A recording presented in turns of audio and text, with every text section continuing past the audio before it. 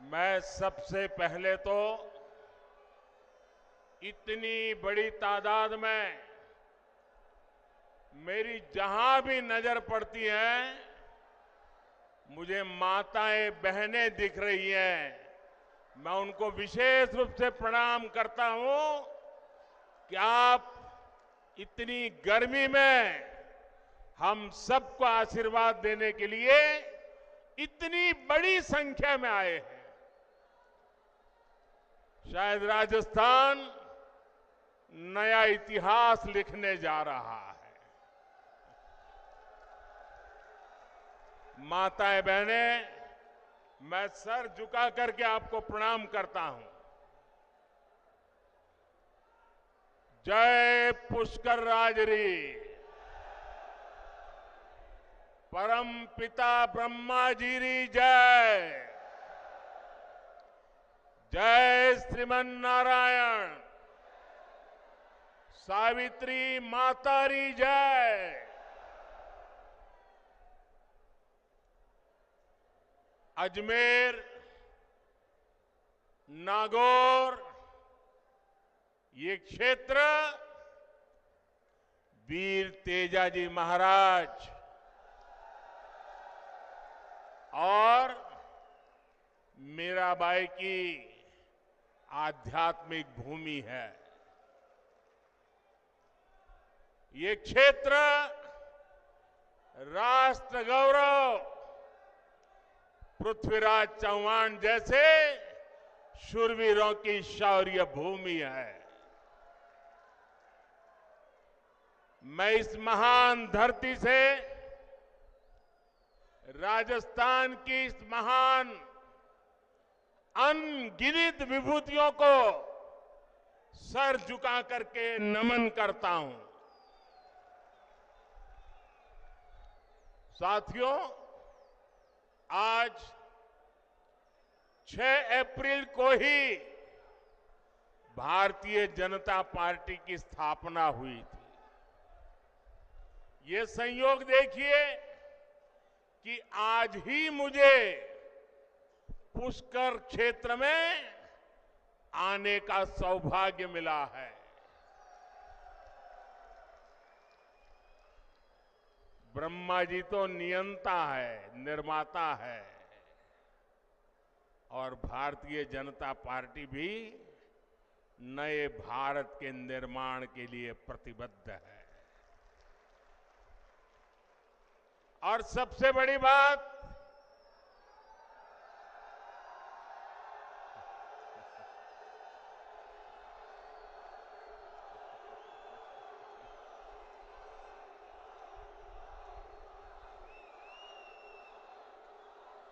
हमारा ये क्षेत्र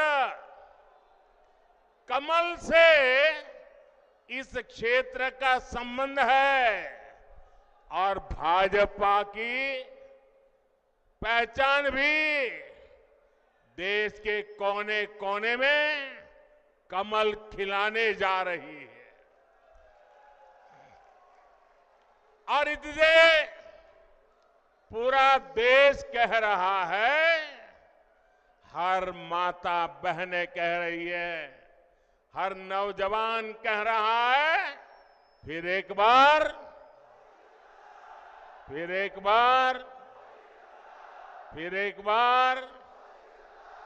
4 जून 400 पार। 4 जून 4 जून। साथियों, देश के इतिहास में कभी कभी ऐसे मौके आते हैं जब उस देश के नागरिकों का एक फैसला अगले सैकड़ों वर्षों का भविष्य तय करता है। 2024 का ये चुनाव ऐसा ही बड़ा अवसर है। ये कोई सामान्य चुनाव नहीं है। आप याद करिए, कितने दशकों से हमारे देश में जोड़ तोड़ वाली सरकारें चली रही थी। गठबंधन की मजबूरियां, हर किसी के अपने स्वार्थ, इस सब में देश का हित पीछे छूट गए थे। कांग्रेस के समय में गांव, गरीब, किसान, मजदूर, महिलाएं, युवाओं, इनका जीना मुश्किल हो गया था। हर दिन अखबारों में या तो घोटालों की खबरें छपती थी या आतंकी हमलों की खबरें आती थी।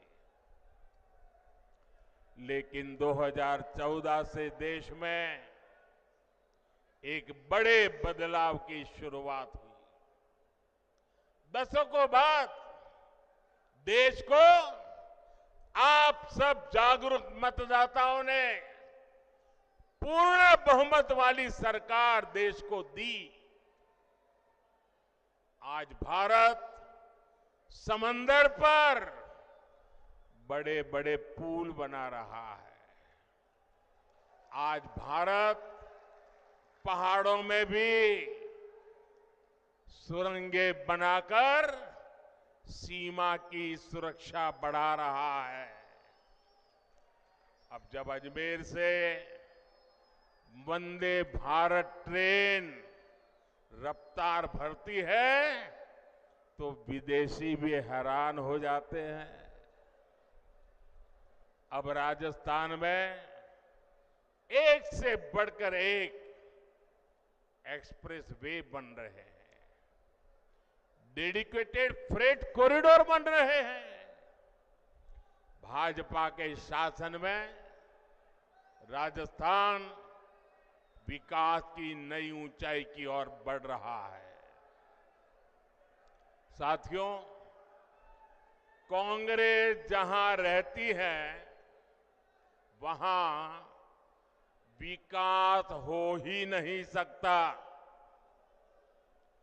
कांग्रेस ने ना कभी गरीब की परवाह की और ना ही कभी वंचितों, शोषितों, युवाओं के बारे में सोचा। कांग्रेस के लिए यही कहा जा सकता है, एक तो करेला, दूसरे नीम चढ़ा। एक तो परिवारवादी पार्टी और दूसरा उतना ही भ्रष्टाचारी पार्टी। आप याद करिए, कांग्रेस सरकार में राजस्थान को लेकर कैसी खबरें आती थी। युवाओं के भविष्य से खिलवाड़ वाली पेपर लीक की खबरें आए दिन वही पढ़ने को मिलता था। अपराधियों और माफियाओं के बेलगाम अपराध की खबरें, बेटियों के साथ अत्याचार की खबरें, पानी की विकराल होती समस्या की खबरें, कांग्रेस सरकार में लूट की हिस्सेदारी को लेकर सिर फुटव्वल की खबरें आया करती थी। देश में राजस्थान की चर्चा केवल नकारात्मक कारणों से होने लगी थी, लेकिन जब से बीजेपी आई है अब चर्चा पेपर माफियाओं पर हो रही कार्रवाई की हो रही है। अब खबरें अपराधियों पर कस रहे कानून के शिकंजे की आती हैं। यहां भाजपा सरकार के आने के 100 दिन के भीतर ही वर्षों से लटकी ईआरसीपी पर सहमति बन गई है। ईआरसीपी से राजस्थान के एक बड़े इलाके में पानी का संकट खत्म होने जा रहा है। जिस तेज रफ्तार से देश का विकास होना चाहिए, वो तेज रफ्तार सिर्फ और सिर्फ भाजपा ही दे सकती है। साथियों, कल कांग्रेस पार्टी ने एक झूठ का पुलिंदा जारी किया है, अपना घोषणा पत्र जारी किया है। झूठ का ये पुलिंदा कांग्रेस की एक बहुत बड़ी सच्चाई, कांग्रेस को बेनकाब करने वाला एक घोषणा पत्र है। आप देखिए, हर पन्ने पर भारत के टुकड़े करने की बू आ रही है। कांग्रेस के घोषणा पत्र में वही सोच झलकती है जो सोच आजादी के समय मुस्लिम लीग में थी।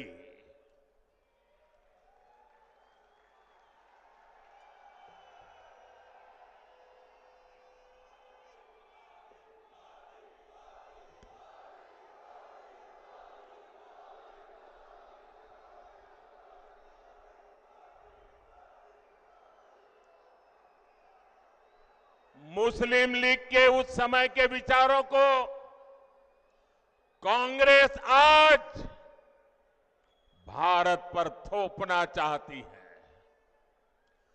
मुस्लिम लीग की छाप वाले इस घोषणा पत्र में जो बचा खुचा हिस्सा था, उसमें वामपंथी लेफ्टिस्ट हावी हो गए हैं। और अब देखिए, आज की कांग्रेस के पास न सिद्धांत बचे हैं और न ही नीतियां बची है। ऐसा लग रहा है कांग्रेस सब कुछ ठेके पर दे चुकी है, पूरी कांग्रेस पार्टी को आउटसोर्स कर चुकी है। आप मुझे बताइए, क्या ऐसी कांग्रेस देश हित में कोई काम कर सकती है? देश हित में कोई काम कर सकती है? भाइयों बहनों, घोषणा पत्र देखोगे तो ये भारत को पिछली शताब्दी में धकेलने का एजेंडा लेकर के आए हैं। क्या हमें आगे जाना है कि नहीं जाना है? आगे जाना है कि नहीं जाना है? आगे बढ़ना है कि नहीं बढ़ना है? क्या भारत को पिछली शताब्दी में धकेलने देंगे? साथियों, गरीब और वंचित वर्ग की तरह ही कांग्रेस ने कभी नारी शक्ति की परवाह नहीं की। मेरी माताएं बहनें, आपकी ये जो जागरूकता है ना, ये कांग्रेस को उसके पिछले अनेक दशकों के पाप का जवाब मांगने के लिए तैयार हो गई है शक्ति। आजादी के बाद पीढ़ी दर पीढ़ी देश की करोड़ों बेटियों का जीवन कष्ट में बीता, तो उसके लिए जिम्मेवार कौन है? उसके लिए जिम्मेवार कौन है? इसके लिए जिम्मेवार कौन है? ऐसी कांग्रेस को सजा मिलनी चाहिए कि नहीं मिलनी चाहिए? ऐसी कांग्रेस को सजा मिलनी चाहिए कि नहीं मिलनी चाहिए?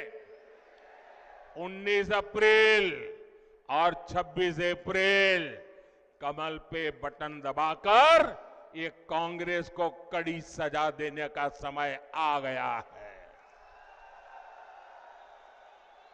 आप सोचिए, शौचालय के अभाव में बहनों बेटियों को पीड़ा और अपमान झेलना पड़ता था। हमारी माताएं बहनें प्राकृतिक विधि के लिए या तो सूर्योदय के पहले जाना पड़ता था या तो सूर्यास्त का इंतजार करना पड़ता था और दिन भर मेरी माताएं बहनें पीड़ा झेलती थी। क्या ये पीड़ा उनको महसूस नहीं हुई? मैं गरीब मां का बेटा हूं।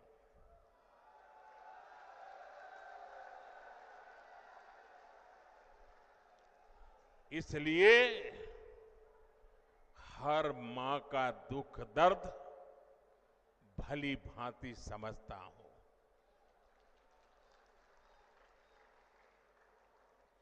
करोड़ों गरीब परिवार की बहनों को धुएं में खाना पकाना पड़ता था और जब वो धुएं में खाना पकाती है ना, तो एक दिन में जानकार लोग कहते हैं एक दिन में 400 सिगारेट जितना धुआं ये मेरी माताओं बहनों के फेफड़े में जाता था। क्या इन माताओं बहनों को इस पीड़ा से मुक्ति मिलनी चाहिए कि नहीं मिलनी चाहिए? पानी लाने के लिए दूर दूर तक चलकर जाना होता था। मैं गुजरात का हूं।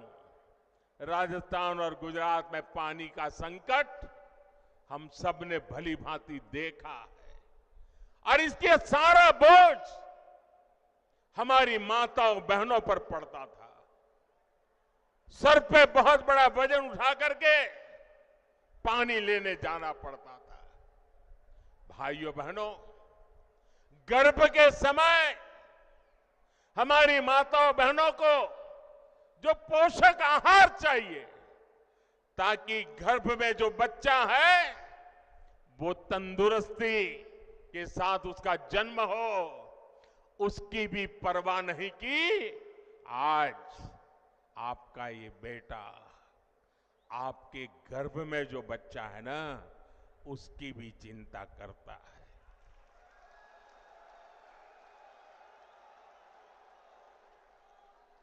करोड़ों बहनों के पास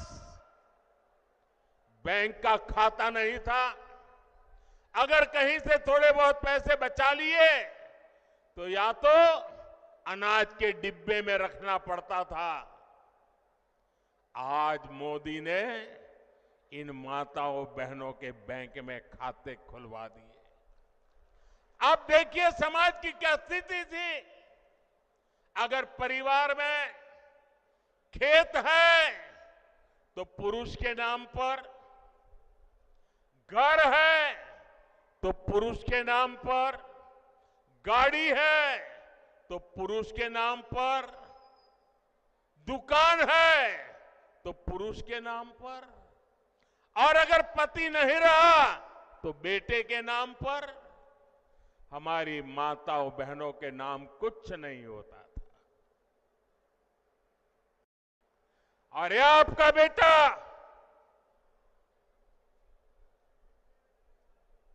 मेरी माताएं बहनें, इस आपके बेटे ने तय किया कि पीएम आवास के जो मकान देंगे ना, वो महिलाओं के नाम पर होंगे।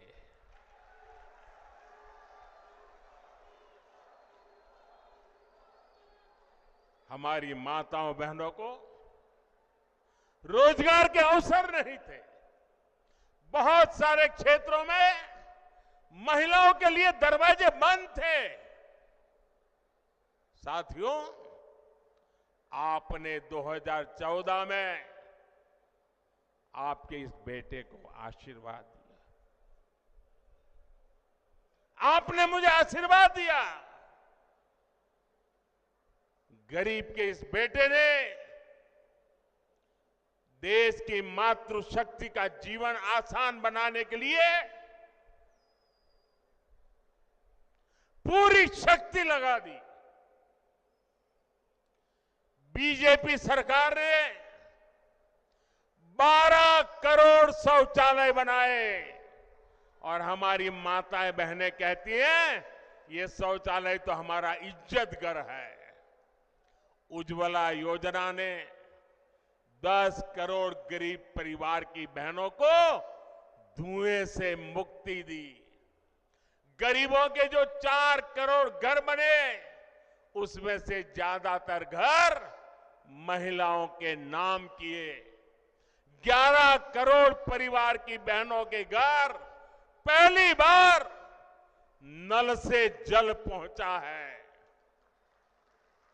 गर्भवती महिलाओं को पोषण के लिए उनके खाते में सीधे 15,000 करोड़ रुपए भेजे हैं ताकि गर्भ में बच्चा तंदुरुस्त हो। हमने 25 करोड़ से ज्यादा बहनों के जनधन बैंक खाते खोले। मुद्रा योजना ने बिना गारंटी का ऋण पाने वाली जो कुल लोग हैं उसमें से 70% ये मेरी माताएं बहनें उसकी लाभार्थी है। हमने पिछले 10 साल में 10 करोड़ बहनों को स्वयं सहायता समूहों से जोड़ा, सेल्फ हेल्प ग्रुप से जोड़ा। हमने 1 करोड़ बहनों को लखपति दीदी बनाया है। और मेरी माताएं बहनें, आप मुझे भरपूर आशीर्वाद दीजिए। मेरा सपना है 3 करोड़ माताओं बहनों को मैं लखपति दीदी बनाना चाहता हूं। भाइयों बहनों, ये हमारा राजस्थान वीर माताओं की भूमि है। यहां गोद में जो बच्चे पलते हैं ना, तो वीर माताओं के संस्कार से वीर बच्चे पैदा होते हैं। सेना में जाइए, मेरे राजस्थान की चमक दमक, और सिर्फ वो चमक दमक वो लंबी लंबी मूछ वाले नौजवानों के कारण ऐसा नहीं, ये वीर माताओं के कारण है। ये वीर माताओं के कारण है। लेकिन बेटा तो सेना में जा सकता था, ये मेरी वीर बेटियां नहीं जा सकती थी। मोदी ने वो दरवाजे भी खोल दिए हैं। मेरी बेटियां सेना में जा रही है। मैंने सैनिक स्कूल के दरवाजे खोल दिए हैं। गर्भावस्था के दौरान जब उस बच्चे को मां की सबसे ज्यादा जरूरत होती है, लेकिन वो रोजी रोटी कमाने के लिए कुछ ही दिन में नौकरी पर चली जाती है, छोटे से नन्हे बच्चे को छोड़ के जाना पड़ता था। ये दर्द भी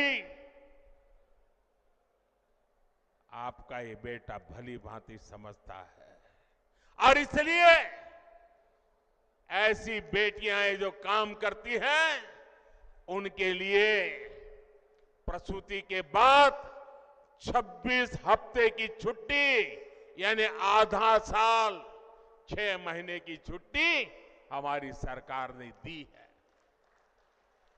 हमने पार्लियामेंट में 3-3 दशक से लटका हुआ नारी शक्ति वंदन अधिनियम से अब पार्लियामेंट में, असेंबली में, संसद में और विधानसभा में हमारी माताओं बहनों के लिए सीटों का आरक्षण पक्का कर दिया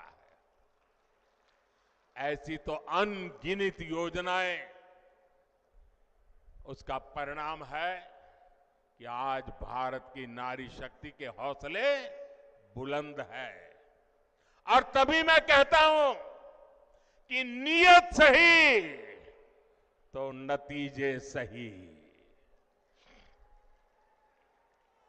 मुझे गर्व होता है, आज गांव की बेटियां ड्रोन उड़ा रही है। जो कभी साइकिल नहीं चला पाती थी, वो आज ड्रोन पायलट बनकर के गांव में खेती में मदद कर रही है। आज खेल के मैदान में हमारी बेटियां कमाल कर रही है। आज इसरो के बड़े प्रोजेक्ट्स को हमारी महिलाएं हैंडल कर रही हैं। आज दुनिया में महिला पायलट्स का सबसे ज्यादा प्रतिशत भारत में है, जो विमान उड़ाती है। साथियों, बीते 10 वर्ष में नारी कल्याण के लिए हमने जो किया है, ये सूची बहुत लंबी है। आपको भी लगता है, अरे मोदी जी इतना सारा कर दिया, ये भी किया, वो भी किया, इधर भी किया, इतना भी किया। मेरे राजस्थान के भाइयों बहनों, मेरे देश के भाइयों बहनों, ये जो किया है वो भले कितना ही ज्यादा क्यों ना हो, कितना ही अच्छा क्यों ना हो, लेकिन मोदी के मन की बात बता देता हूं। ये जो कुछ भी किया है ना, वो तो अभी ट्रेलर है, ट्रेलर।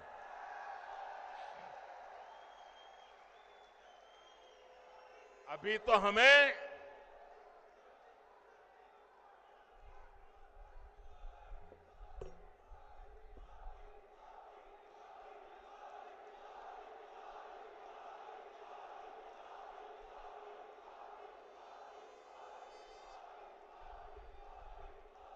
अभी तो ये ट्रेलर है।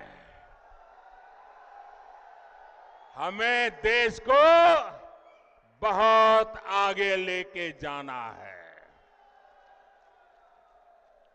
और इसलिए मैं कहता हूं, आपका सपना, आपका सपना, ये मोदी का संकल्प है। हमें 2047 तक भारत को विकसित बनाना है। हमें भारत को दुनिया की तीसरी बड़ी आर्थिक ताकत बनाना है। हमें हर प्रकार से भारत को आत्मनिर्भर बनाना है। ये तभी संभव होगा जब देश की आधी आबादी की भागीदारी का विस्तार होगा। माताओं, बहनों, बेटियों का सुख, सुविधा, सम्मान, सुरक्षा और समृद्धि, ये मोदी की गारंटी है। और इसलिए देश की नारी शक्ति भी कह रही है, मोदी को जिताएंगे। हर नारी कह रही है, हर नारी की गारंटी है। साथियों, मोदी आप सबके बीच से आप ही की तरह एक सामान्य परिवार से उठ करके आया है।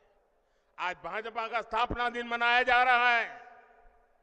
मुझे कमल के फूल भेंट में दिए गए हैं, लेकिन एक जमाना था मैं भी आप ही की तरह बूथ पे काम करता था, लोगों के घर पे झंडा लगाने जाता था, दीवारों को चित्र पेंट करता था, कभी पोस्टर लगाने जाता था, कभी जिंदाबाद जिंदाबाद के जहां जुलूस निकालता था। आप ही के बीच से निकल करके आज मैं आपके यहां पहुंचा।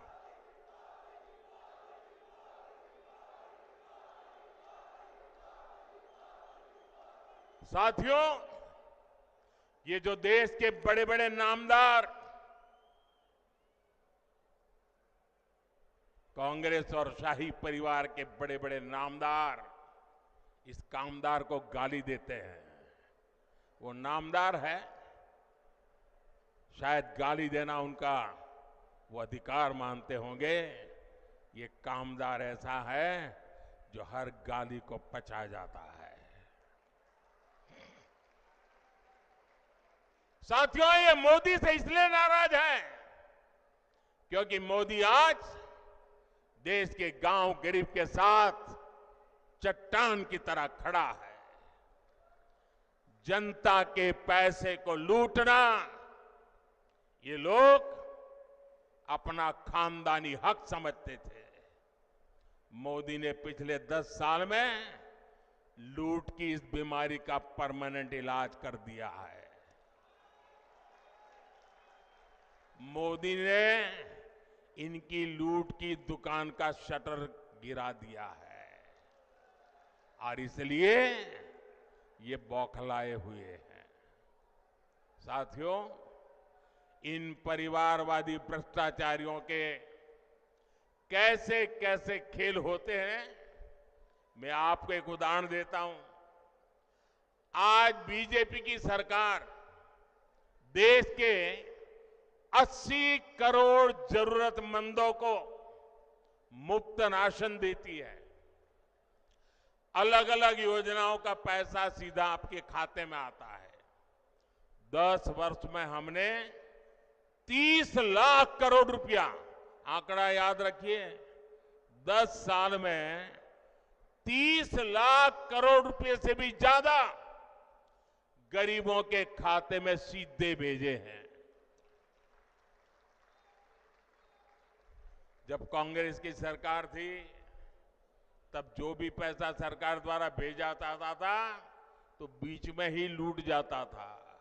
अब आप सोचिए, कांग्रेस के प्रधानमंत्री ने कहा था कि दिल्ली से 1 रुपया भेजते हैं तो 15 पैसा पहुंचता है। कहा था कि नहीं कहा था? कांग्रेस के एक प्रधानमंत्री ने कहा था ना कि दिल्ली से 1 रुपया भेजते हैं तो 15 पैसा पहुंचता है। अगर 30 लाख करोड़ रुपया उनके पास होते तो क्या होता, मुझे बताइए।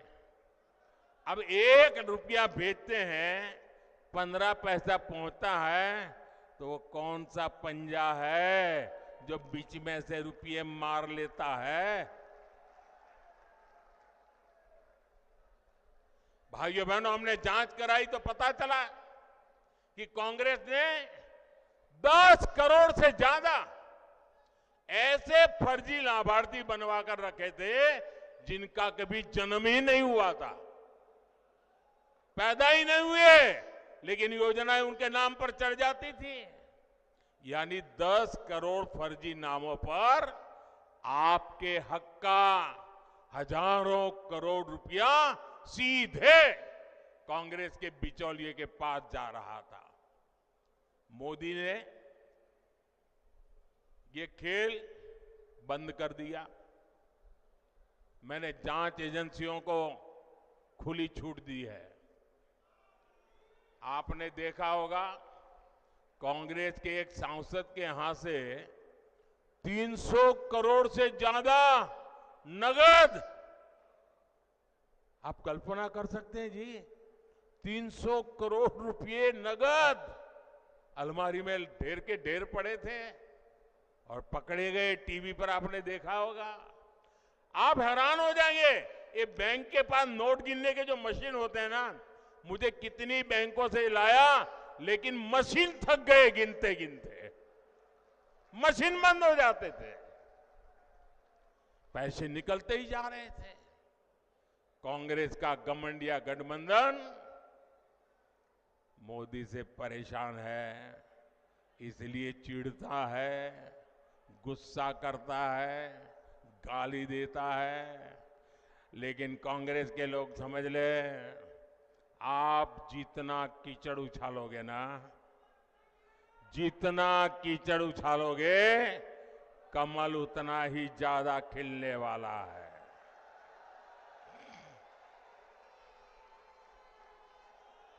और आप देखिए, मैं कहता हूं भ्रष्टाचार हटाओ, वो कहते हैं भ्रष्टाचारी बचाओ। अभी देखिए, कांग्रेस पार्टी चुनाव जीतने के लिए रैली नहीं कर रही है, भ्रष्टाचारी को बचाने के लिए रैली कर रही है। ये कितना भी बोलते रहे, भ्रष्टाचार के खिलाफ मोदी की लड़ाई जारी रहेगी। मुझे बताइए, मुझे लड़ाई जारी रखनी चाहिए कि नहीं? इस देश से भ्रष्टाचार जाना चाहिए कि नहीं? भ्रष्टाचार खत्म होना चाहिए कि नहीं होना चाहिए? आपके आशीर्वाद है ना? आपके आशीर्वाद है ना? आपके आशीर्वाद है तो मैं लड़ता रहूंगा। और भाइयों बहनों, मेरी सरकार का तीसरा कार्यकाल बहुत दूर नहीं है। पहले 100 दिन में भ्रष्टाचार के खिलाफ बीजेपी सरकार और भी बड़े फैसले लेने जा रही है। मैं तैयारी करके बैठा हूं, सारी तैयारी शुरू कर दी है। और इसलिए मैं कहता हूं, 10 साल में जो कार्रवाई देखी वो तो ट्रेलर है, अभी तो बहुत कुछ होना बाकी है। साथियों, राजस्थान में आने वाली 19 अप्रैल और 26 अप्रैल को मतदान होगा। अब आप देखिए, राम मंदिर बना, आप लोग खुश है कि नहीं है? राम मंदिर बना, आप लोग खुश है कि नहीं है? आपके मन को शांति मिली कि नहीं मिली? अब मुझे बताइए, चलो भाई राम मंदिर बन गया, लेकिन उसकी प्राण प्रतिष्ठा में जाने का विरोध करना, यह शोभा देता है क्या?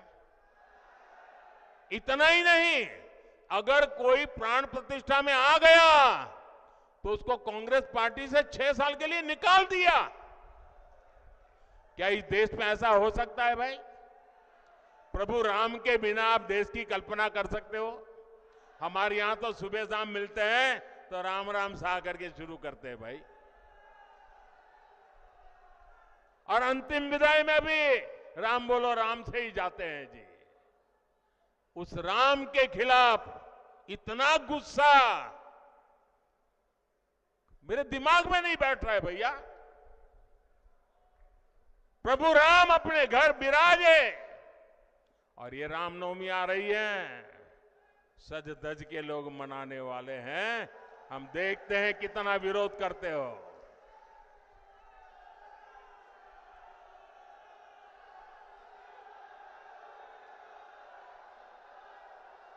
साथियों, 19 अप्रैल और 26 अप्रैल 2 दिन मतदान के हैं राजस्थान में। इस बार भारतीय जनता पार्टी ने अजमेर से हमारे साथी भागीरथ चौधरी जी को एक बार फिर उम्मीदवार बनाया है, और नागौर में मेरी छोटी बहन ज्योति मिर्धा जी ने जिम्मेवारी संभाली है। इन दोनों प्रत्याशियों को आपका एक एक वोट मोदी को मजबूत करेगा। और मुझे विश्वास है, राजस्थान से इस बार भी 25 की 25 सीटें देना ये राजस्थान ने तय कर लिया है। लेकिन इसके लिए हमें पोलिंग बूथ जीतना है। हमारी पूरी शक्ति पोलिंग बूथ जीतने में लगनी चाहिए। गर्मी कितनी ही तेज क्यों न हो, सुबह सुबह मतदान हो जाना चाहिए। तो मेरी ये बात घर घर पहुंचाओगे? मतदाताओं का आज जितना मैंने भाषण किया वो बताओगे? हर माताओं बहनों को बताओगे? पक्का बताओगे? अच्छा, एक मेरा काम करोगे? मेरा काम है, ज्योति जी का भी नहीं है, भागीरथ जी का भी नहीं है, ये मोदी का काम है। करोगे? जरा हाथ ऊपर करो। करोगे? करोगे? पक्का करोगे? आप घर घर जाना, और सबको कहना कि अपने मोदी जी पुष्कर आए थे और मोदी जी ने आपको प्रणाम भेजा है। मेरा प्रणाम पहुंचा दोगे? हर परिवार में मेरा प्रणाम पहुंचा दोगे? मेरे साथ बोलिए, भारत माता की, भारत माता की, भारत माता की। बहुत बहुत धन्यवाद।